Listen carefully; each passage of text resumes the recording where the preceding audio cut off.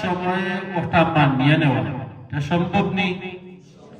তোমার হুজুর তোমার ঘরে খুশ না হওয়া পর্যন্ত কোরআন শরীফ অর্জন করা সম্ভব হইতো না।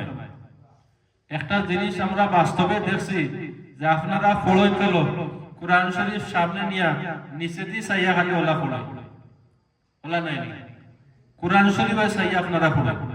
এর অর্থ কিটা যে আপনারা কোরআন শরীফ দিল জমাইয়া আল্লাহর তরফে দিল জমাইয়া এমন ভাবে মনোযোগী হইছেন, আপনার মনোযোগী দেখি আল্লাহর দয়া হয়ে গেছে, লগে লগে আপনি এখানে মুখস্থ করে দেন। যেভাবে কোরআন শরীফ মনোযোগ দেন অনুরূপ ভাবে উস্তাদের বাড়িতেও মনোযোগ দিতে হইব, তাইলে আপনারা সবাই সফল হইব। আর বর্ণি সাবর জিয়ারত সবসময় আপনারা করবেন এবং সব মনে মনে সবসময় তার চেহারাটা দিলের মাঝে রাখবা। আমি বিশ্বাস